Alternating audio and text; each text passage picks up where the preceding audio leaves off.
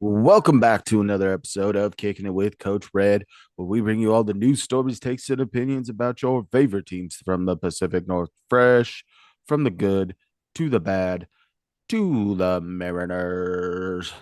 The sweet, sweet Mariners, baby. The Mariners are going to have to wait. Mariners are not out there. They're keeping the hot stove a little cold as ice Yeah. since the Naylor signing and the Farrar deal. So it has led to us being able to spend more time on a team that has exceeded our expectations by a little, but has exceeded a lot of people's expectations by a lot. Seahawks emerge victorious, and just like the Mariners are going to represent the NFC in the championship game, just like the Mariners did this year.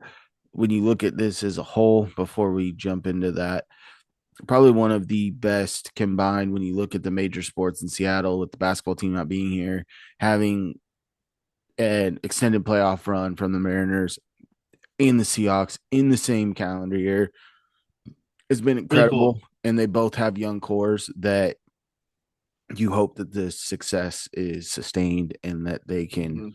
be in the playoffs, competing for championships on a regular basis. And this has been one of the funnest years and ultimately one of the years too that I was able to lock in more than Mhm. not on both teams to a full extent. You know, usually the Hawks are easy once a week, but that extended watch on the Mariners this year, big time investment that comes with that, emotional investment that comes with that. But the payoff's been great. And Seahawks made sure that every Seahawks fan started happy and ended happy on old Saturday night. But Yeah. before we get into that, why don't I tell you a little bit about us? If you're looking for Kind of. a guy that is calm, true, steady, just like you said of apparently my doppelganger, Ginger Jesus, Sam Darnold, then you might be looking for a guy like me, your boy, Coach Red. You can find me on X at the Real Coach Red, on Instagram at the Real underscore Coach Red, TikTok at the Real Coach Red. Also find the show over on YouTube. Search Kicking It with Coach Red. Like, subscribe, hit that bell notification, and leave a comment or two. And if you're looking for a guy that he's hopping on the train of impersonations lately. You know, I think Saturday Night Live, Cam Patterson did it during the weekend update, and Cain has been on it ever since Saturday, trying his best Michael Irvin left and right, belt to ass. That's That's right. Cain. Yep. I'm Kane. You can find me over on Twitter, Kane2406, TikTok, Kane0634. Also follow the show's socials over on Twitter and Instagram at Coach Rick Pod. False. Do it, freaking do it. Hey, I'm not the only one doing it. You had Leonard Williams, JSN, and EJ all putting belt to ass on the sideline. There's videos circulating of them with a belt. Just keep on going. So with such a graphic display, it's because the Seahawks won 41-6. Break it down by quarter. First quarter, San Francisco 0, the Hawks 17. Second quarter, 6 for the Niners, 7 for the Hawks. Third quarter, 0 for the Niners, 10 for the Hawks. And the final quarter, 0 for the Niners and 7 for the Hawks. Gets you that 41-6. Seahawks get the scoring started very early on a 95-yard kickoff return by Rashid Shaheed. That is followed up by a 31-yard field goal by Jason Myers, which the last of the scoring in the first quarter is a 4-yard touchdown catch by JSN from Sam Darnold. Second quarter, Pinheiro hits a 40-yarder followed by a 57-yard field goal. Kenneth Walker gets his first touchdown of the day, a 7-yard touchdown run. Third quarter, Jason Myers kicks out the scoring with a 24-yard field goal. Kenneth Walker tacks on another touchdown on a 15-yard scamper. And to round out the scoring, Kenneth Walker, the third, gets his third touchdown, a 6-yard run to cap off the scoring. A little hat trick for him, to say the least. I mean, everything clicked in the Hawks' way this week. I I mean, wanted no starters in the field on in the fourth, especially when news comes out today that Zach Charbonnet knee injury is going to be season-ending ACL, which will probably take him out a majority of next year, which is his contract year. So knowing how efficient K9 has been in recent weeks and knowing you're going to advance, I was ready for Valus Jones, Robbie Oots, throw Jake Bobo, throw Derek Young in the backfield. I don't care. I wanted K9 out. It was great he got the hat trick, but I was not happy that he was on the field at that point in the game, especially when you've got Sam Darnold that comes out on Friday. He has an oblique injury. Didn't seem to affect him at all in the game, but you're mhm. already playing with fire right there. You've already Yeah, lost running back in this game. The game's out of hand. Get K9 out the field. yeah. There's just big chunk plays from this team or this offense seemingly all night, right? There wasn't a yardage like 1st and 15. It didn't matter. They were getting big chunk plays left and right. Sam extended some plays very nicely this week. Cooper Kupp was huge. Uh, Three just a turnovers sound. helped put the Seahawks in Yes. good field position. They didn't have to go out there and blitz anything. They were able to stay contained within themselves. You know, burned clock. The run game was efficient. Stick with that. The pass game wasn't really too many deep shots taken because you didn't need to. There was a lot of yak that happened in this game by the wide receivers. It was all around just a very dominant game. And what the Seahawks have done realistically for their last four games of the regular season, what their defense has done has been out of this world. It has allowed the offense to just be methodical and get the points you need to score to win. And that's all you need. You got a big matchup coming, which we'll get into later, where I think the offense is going to need to ratchet it up. The defense Hmm. is going to need to play at the high level they have been playing at. And I think if they do, it's going to be very tough for the Seahawks not to advance just by how well the Yes. defense is playing. But let's talk about this team as a whole, get into the stats. Start off with passing game. Sam Darnold, 12 of 17 for 124 yards, one touchdown. He took two sacks on the day. And like I said, what wasn't needed to do much in this game. The task wasn't Yeah. there. Said early on, because I know in my picks to click for the week, I said expect them, expect to get an unexpected red zone passing touchdown by Sam Darnold. That's kind of what it was. Broken play Yes. and JSN streaking across the backside, outruns the safety, right, and Sam puts it in the one spot that JSN can get it and no one else And can. and Sam also has a linebacker bearing down on him. I mean, Sam zipped it in there. It was good to see. Unexpected, right? We haven't seen very great red zone success with the passing game. And It's been a it just while. We did early in the year, but it's been a while. yeah, and we talked about gunslinger and all that. It's fine. The way he's playing right now is just like he's managing the game in the best that he can. And He's that's all staying we need within him to do. himself. Yeah, and like I love the rollout. Extend the play. Hey, JSN's full speed as he said as you said that he covered, right?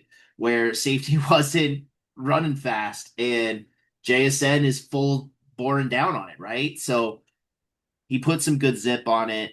Also took a couple big hits in this game that he shook off. Like Sam Darnold this week should have quieted the haters because he did exactly what he needed to do. It wasn't very much because K9 was amazing. And the defense put him in some Yeah. favorable spots. But yeah, we'll pop over to the rushing attack. Kenneth Walker, 19 carries for 116 yards, three touchdowns. Rashid Shaheed, 2 carries for 27 yards. Zach Charbonnet, before he goes out, had 5 carries for 20 yards, and Bayless Jones clocked in with 6 carries for 10 yards. Before we get into the Kenneth Walker thing, I do want to talk about Rashid Shaheed because I think that he also, one of those runs was for like -2 yards. He took an end around, and Rashid Shaheed in open space is so fun. I want to see him more Mhm. lined up as a wide receiver. I still don't know why I don't see him out there as often as he should be able to really catalyze this offense and take it to a whole nother level. Maybe they're waiting for this game, right? That we talked about it last week. I think it was the Falcons game was his biggest game where he had like 4 or 5 catches for about Or like 75 60. yards, right? So, um, but that's kind of why I said he's my playoff X factor. What he can do in the return game, how you can get him involved in multiple ways on offense, and that showed up early and often in this I game. mean, and to kind of cap on Sheed real quick, as soon as he started going, I knew he was gone. There was a The clear kicker cut tried path. to slide tackle him. The sea had parted, and Rashid Shaheed saw daylight and went. Um, it was a tone setter, right? They showed up to play, and they And wanted it more. And the other tone setter they was Kenneth Walker. His yes, ability the last handful of weeks to hit the hole and not try to fully bounce it outside. He'll do it at the second level if the opportunity presents. And he's been putting the shoulder down a little bit. I've been thoroughly yes, impressed with his running ability. I know that this is his contract year. I think with the injury to Sharp, that puts a bigger onus on bringing K9 back into the building yes. instead of looking at an outside guy plus maybe a draft pick. Because I think the Seahawks are going to draft a running back regardless, right? Mhm. Um, but Kenneth Walker and what he's been able to do, and you've seen it this year where he has still had some of those big plays, but he's been a more consistent runner Yes. the last month and a half of the season. I mean, the amount of times, like you could tell that the Seahawks just their play showed how much they disliked the Niners, right?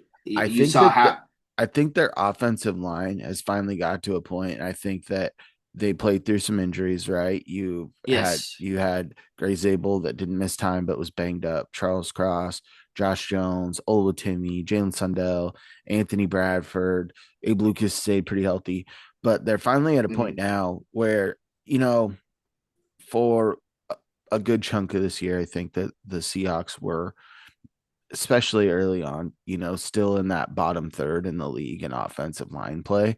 And their ability to keep Sam Darnold upright lately and to open the holes for the running attack, where you're constantly getting close to 200 yards of total rushing attack. Like this week, not as big. I think they were like 170 something. Still So, good. that's a great day. But to hear the announcer say the Seahawks have a very good offensive line group is not something that we're accustomed to hearing. And I think that the running backs, especially, are on the same page with that offensive line. The offensive line Mhm. is mauling when they're in their attacks right now. And it's really shown, and it's really shown for the running backs getting a better yard per carry than they've had all year. The last month of the season, you've really seen them. Also, Everything's clicking. also they got rid of their run game coordinator at some point in the season, and They didn't get rid of him. since He left for personal reasons. sure, but ever since then, it seems that the running back room has looked way better. I wouldn't necessarily attribute it to that. I think that getting There's Sundell something that I back was to hearing Zabel, today. I think that Sure. I think getting those two back together and having Jones fill in for Cross, where Cross is a little bit more well rounded and Jones is a little bit better Mhm. in the run game, kind of helped set that tone. And Charles Cross coming back, he's like, all right, let's do it. Right. Yeah, and AJ Barner and Cooper Cup out there throwing nasty And blocks all night. Bobo's out there throwing blocks. Saubert is has I think Saubert coming back to really catalyze this line and their ability to get bigger runs. But no, Yes. total team effort in the rushing attack. You know, we talked about wide receivers, tight ends, and obviously the offensive line. So uh Kenneth Walker, though, 3 touchdowns in a playoff game. You love to Dude. see it. Yeah. I mean, I was very hoarse on Sunday from how much I was yelling at the game and how excited I was. And K9 was just the brightest star for me. Oh man, it was great. All right, let's go over to a unit that on 124 yards, I was surprised that we were able to get 4 guys to double digits. And also, it's the only 4 guys that caught a pass throughout Yeah. the totality of this game. All right, let's kick it off at the top. Cooper Cup, Yakima's finest, 5 catches for 60 yards. Kenneth Walker had 3 catches for 29. JSN, 3 catches for 19 and a touchdown. And with 1 catch for 16 yards, rounding out the stats of wide receivers, it's Jake Bobo, a name we have not said for a while. The legend of Jake Bobo continues to grow, baby. He lets him Doc, had at the end of that run too. It's like, dude, he's so fun as a physical, just wide yes. out. He's fun. Cooper But Cup showed his prowess, dude. Go Cooper ahead, go Cup ahead. said the last time that I was healthy in the playoffs, like I was doing big things, Super Bowl Yeah. MVP, and you saw the savvy show up early. Yes. The footwork is immaculate. The hands, although they haven't been the greatest all year, were very good in this game. His Very ability to go good. get extra yards was great. It was arguably his best game of the season. I agree with that Outside as of well. week 2, he had a pretty big game, but Yeah. I think that when you look at what he's been doing in the rush, helping with blocking in the rushing attack, and with higher importance on this game, for him to really Mhm. come out, be that veteran presence, and set the tone, I thought was pretty awesome.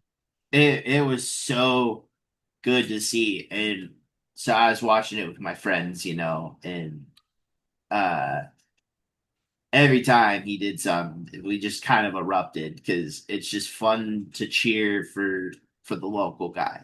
And what we saw is that's postseason Cooper Cup right there.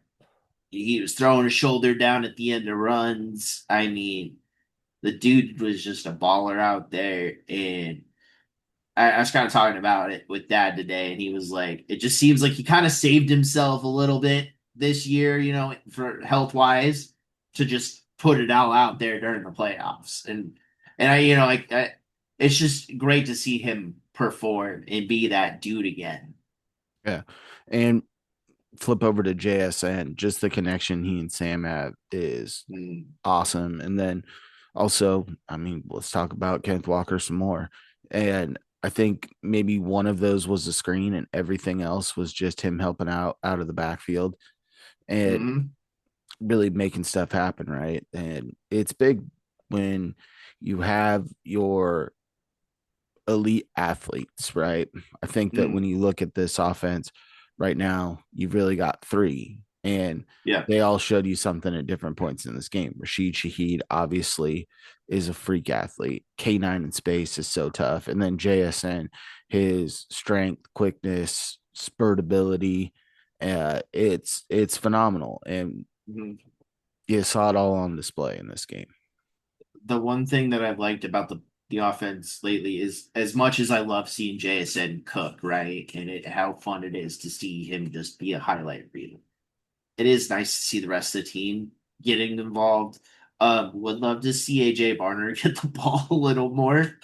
It's about my only complaint because what he's become as a pass catcher this year is kind of neat. Like it just took me out of nowhere, And I and expect that to play in this next mm, game. He had a big game against them last time. And that seems to be where you can attack them a little bit regularly because I think his other big game of the year was the first game against them. I think that was his most catches Yep. in the game. 7 Uh, for 70. yep. So, but yeah, no, when it's a 41-6 victory in the playoffs and backups are in the game, It's hard to be nitpicky I'm about not stuff. complaining about anything. Yeah. Top over to the defense. Spoon led the team in tackles with 7. He also had 1 pass defended. Ernest Jones, 6 tackles, 1 pass defended, 1 forced fumble, 1 interception. Drake Thomas, 6 tackles, 1 tackle for loss. Tyrese Knight also tacked in 5 tackles on the day. Uh, do, do, do, do, do. Lawrence, 3 tackles, 1 sack, 2 tackles for loss, 1 pass defended, 3 quarterback hits. The big cat, Leonard Williams, And a forced fumble. forced fumble as well. I couldn't remember who had the other one. It doesn't It was show me him. when I was looking. Yeah, forced He did fumble, the big bear. just so many things. Leonard Williams, 2 tackles, 1 sack, 1 tackle for loss, 2 quarterback hits. Ugh. And the Hawks held San Francisco to 236 yards of total offense. I mean, they were everywhere. Like they were on them like glue. There was one point, I think it was in the third, Juwan Jennings gets a ball right, and I think Spoon comes just and punches it as soon as he catches it and makes it an incomplete pass. Like I from I think I what texted this you during the game because the defense was flying. They were hitting hard. I will say that Tongas was able to get open before he went out with injury. McCaffrey still didn't really get a lot going, right? So it was like, no, and it also they also like hit him pretty hard all night. He left for it with a stinger for a bit, and he tried to get the shoulder worked out. I don't think it really got worked out because he was out for, I believe, a quarter of the game. oh, I think he tried to come Um, back in. And then at that point, still wasn't getting anything going. And then the game was out of hand. And it was time for the backups to come in, especially for him. It's yeah, like you don't risk his long term health at that point in time. yeah. The defensive line with what they're able to do and how uncomfortable they made Brock Purdy. Yes, there was a lot of extended plays. You almost got home with the Eric Hall a couple times, almost got home with Uchenna Nwosu.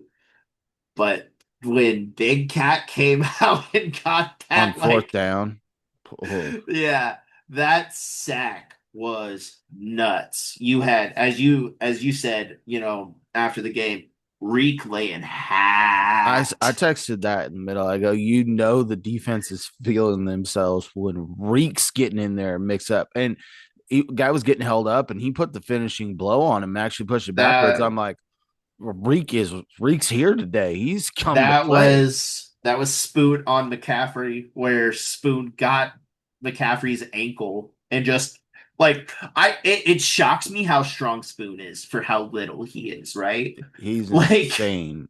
His like his grip he strength and his pop ability, if you will, are off yeah, the charts. because him holding back Christian McCaffrey, who's not a small, like he's built, right? Mhm. Like he's a Yeah, but so strong so is individual. Spoon. And Spoon is just one hand on the ground holding him back. And that's when Reek laid hat. It was so awesome. Yeah, it was fun and Ernest Jones was out of this world. The pick he Yep. had was awesome. The forced fumble he had with Tongas was awesome. And just seeing him Even hit the Wari hole. Pop Tongas too. I mean, everyone was popping. Like Drake Thomas Yes. was Oh, flying around. Mike Morris and Ty Okada on kickoff Yeah. were insane. And Byron Murphy just in the middle of stuff like Byron Murphy and Leonard Williams were the reason that first fourth down attempt got strung out and went absolutely nowhere. Yeah. No one was fooled. They absolutely took the corner. And from that point forward, it was on for that defense. They did give up some yards, right? The second quarter wasn't kind to them, but that whole game, that defense was flying. They were awesome. They were creating turnovers. It's not When something we've you seen a ton of lately. when in your last two games you hold a team to just 9 points, do whatever you want. Ugh. All right, let's hop over. Who was your offensive player of the game? I think I called it last week. I said it needed to happen. Kenneth Walker is my offensive player of the game. When you go for 142, I believe when you add everything together, it's 140 something, I believe. But that and three touchdowns, 145. much three off, but 145 and three touchdowns on the day. Yeah, you're a player of the game, man. Coach Red, who's your offensive player of the game? Give me Cooper Cup. Um, just a solid performance for him, like I said, to lead the pace for this first playoff game under Mike McDonald, I thought was key. He looked phenomenal out there, and we've said this all year that we need to see someone be able to step up because JSN does get heavy coverage on him. He's earned that. So you need the other guys to step up, and Cooper Cup did that in spades this week. And Yes. I think that it was a little bit of flowers to him as well for coming back home and just being the all around guy that he is, especially a teammate, selfless, that veteran presence that anyone would be. I mean, you look at it, his brother just got his dad was a coach, right? Mhm. Nope, sorry, thinking of something else. I was thinking of something else. I You're went thinking down of the Cal Moore Raleigh, train. huh? I went down to the Moore train real quick. Sorry. I was uh I was getting mistaken with local Yakima talent or surrounding areas. But no, Cooper Cup, awesome to see him come out and do what he Yes. did. Yes. All right, Kane, who do you have for your defensive player of the week? Uh, it was Ernest Jones, man. Ernest Jones had a pick, forced a fumble, just laid hat everywhere, it seemed. He also almost got that pass where he dropped back in coverage where this tight end was over him. He got like a finger on it. Just an absolute freak this week, as he is every week, and just the IQ that that man has, man, week in week out. It's so insane to see. Give me Ernest Jones this week. He was awesome, and I don't think he could have played any better than he did. So, Coach Red, who do you got for your defensive player? I'm going to give an honorable mention first to Spoon. Just his ability to tackle, leading the team in tackles. And he was, a few inches away from a circus interception as well. Just barely missed Yes. getting that second toe down. Uh, Dude, he almost got like three of Spoon is really good. That's why I wanted to give them. her an honorable mention. But go ahead and give me Demarcus Lawrence in this game. Said it right. Three tackles total. Yeah. One Oh of my them was a God, he's sack, and he so had two good. TFLs. He's hitting Purdy left and right, three QB hits on the game, and to get that other Mhm. forced fumble. The veterans. That's the theme of my picks today is those Fair. veterans, first year on the team that are in different roles, right? I thought we would get more out of Cooper Cup statistically than we got this year, and I thought that we would get less statistically than we've got from Demarcus Lawrence, right? Thank The two you, have flipped a John little bit, Schneider. but their veteran presence on the team you could tell is felt, and Yes. their And play backing it respected. up. Then their play backs it up, and Coops does to do it in the flashy way. I think him putting the nose to the grindstone and just being a maul over blocker goes a long way in a Mike Mm, McDonald team. But what Demarcus Lawrence is a freak of nature out there right now. sorry. Somebody texted me something funny. Um, yeah, the veterans have been awesome. this year, right? Like they're well respected in the locker room, and when they talk, people listen, right? So when they show up, everybody else has been showing up year all year, and it's just been so fun to watch. Like I can't believe this is real life right now that we've had back-to-back sports seasons where our team has made it to the game prior to the big dance. You know what I mean? This has been an absolute gem of a year, and I couldn't have asked for anything better except for like a Mariners World Series. True. But um fun thing this playoff, um the NFC West, every team that made the playoffs has won a game. There's only been one loss so far, and that loss was by the Niners to the Seahawks, same division. Mhm. The NFC West was stacked, knew that coming into the season, and collision course again for the Hawks and Rams back at Lumen Field, where the Seahawks, the game before, their defense really took it to another level. And you have a Rams team that comes in healthier than they were last time. You do have Devontae Adams that's going to be available in this game, but you got a lot more pieces to play with defensively to attack this team.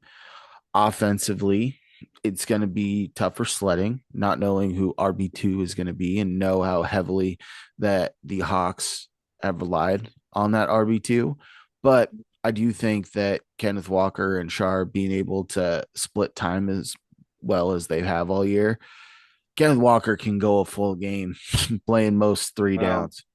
you also have had talks. Mike's said today that George Holani is an option to come off of IR this week, just depending on how well he practices this week, which I think having George Holani back adds a lot more to this team than people realize because he is a sharp type back, right? He is a guy who likes to hit people. And I think that would be a good thing to have in this game. Oh, and you could see Cam Makers get called up from the practice squad for a nice revenge game. That's true. You could do that too. So, but defensively, for the Rams, they do a good job of creating pressure on Sam Darnold. They have in every game so far this year. But when you look at the Seahawks in total this year, they lost 3 games by a total of 8 points. The first Rams game, they lose by one. Yep. It by two. I thought it was two, but then I second guessed myself. You're in an opportunity to kick a game winning field goal. That is Sam Darnold's worst performance of the year with 4 picks. Um, and to still be in that position, it just shows you how good of a team the Hawks are, right? Mm-hmm. I do think that this is the battle that should have happened. Would I have preferred to face the Bears? Yes. Is it because I'm scared to play the Rams? No. I just think that I would have loved to see this defense go attack Caleb Williams. Yeah. That would have been just cinema, I think. But iron sharpens iron. These have been arguably two of the best teams in the entire NFL for a majority of the season. Mm-hmm. The And they Seahawks, I think, have the absolutely upper hand. I do too. But this is also like you can go and say like the Niners and the Hawks don't like each other and all that stuff, whatever. Their rivalry, I feel like, is just more on them than it is us. I know there's a couple guys that are just like, I don't like them, but they do not like the Rams at all. There's probably you you you haven't been following as long. The Niners is definitely where it's bigger, but when you sit there and for a good chunk of time then when the Rams really got good and the Seahawks were still good but not great, right? The Rams kind of really stepped it up and really took care of business against us quite a bit, right? And that's kind of how it was with the Cardinals. Like the Cardinals, for a long stretch of time, it was sometimes they'd sweep the season, even when they had a bad team, and the Seahawks were a relatively good team, right? And then Seahawks have won 8 straight. So now you don't look at the Cardinals that way. The Seahawks being little brothered a little bit there by the Rams for the last handful of years and actually being able to split with them when the Rams have such high expectations preseason just based on the talent that they have on squad, right? And the big names that they have. Um, that's where you get that little extra fuel to want to beat the Rams, right? And for a while there, they've got Cooper Kupp, which always felt like you wanted him on the Seahawks, right?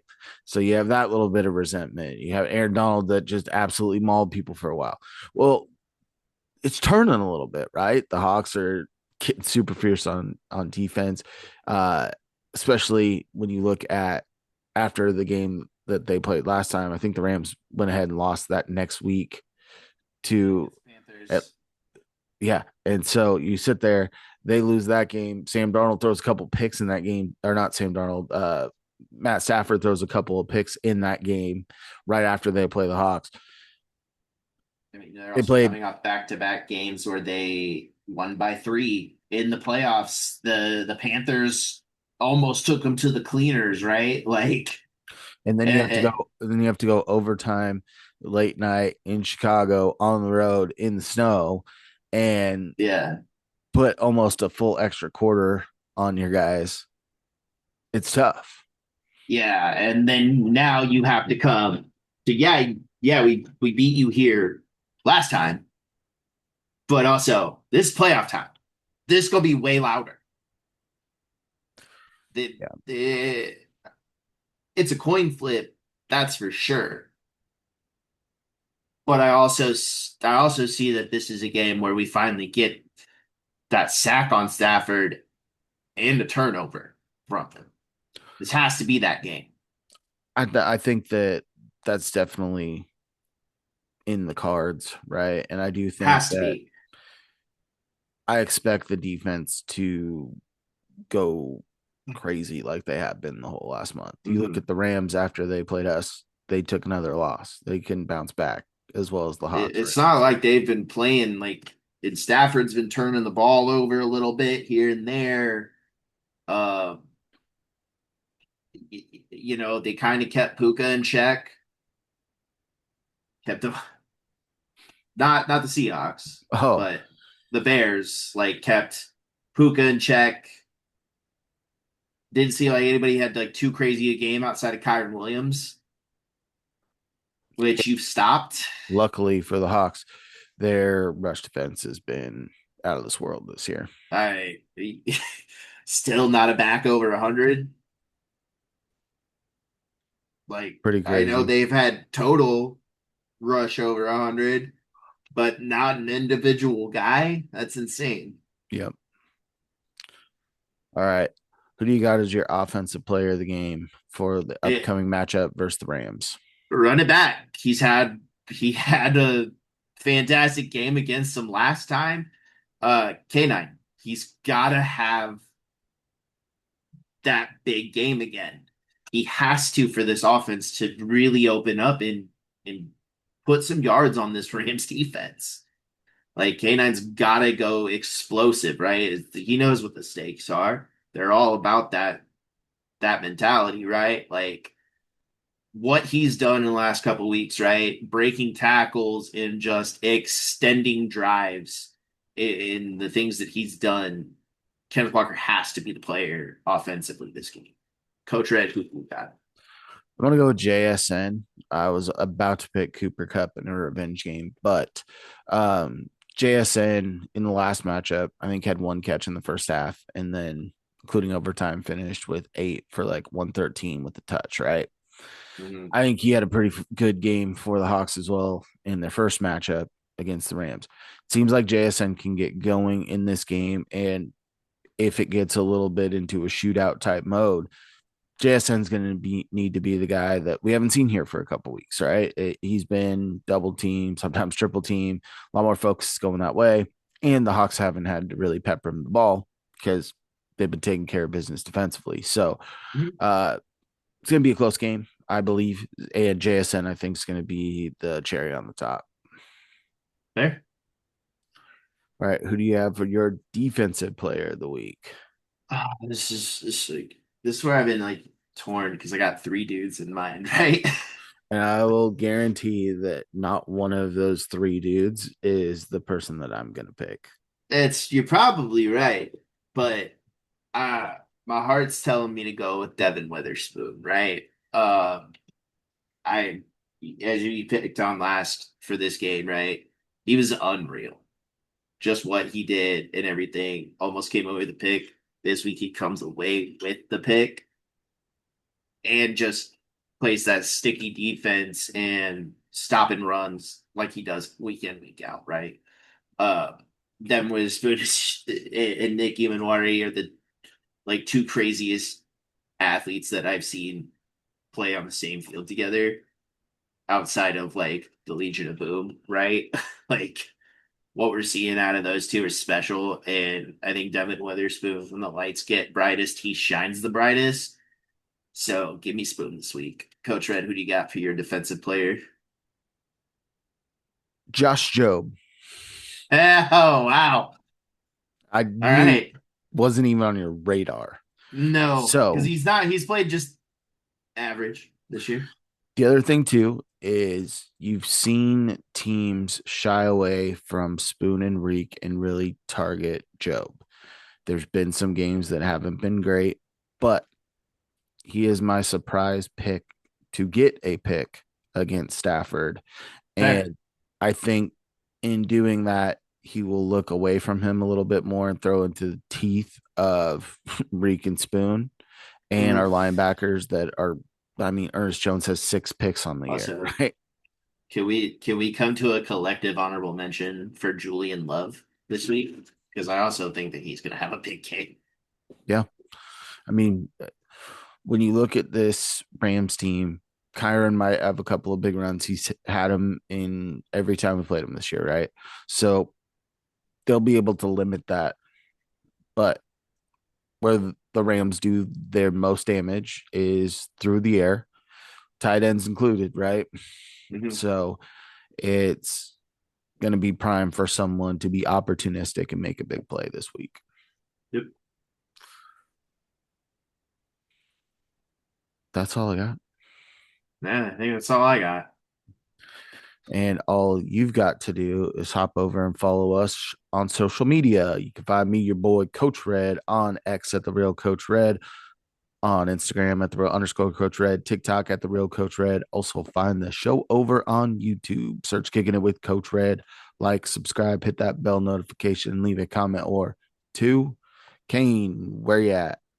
Find me over on Twitter, Kane2406, TikTok, Kane0624. Also follow the show's socials over on Twitter and Instagram at Coach Red Pod. Balls, balls, balls. Do it. And as always, stay fresh. Stay fresh, peeps. Peace.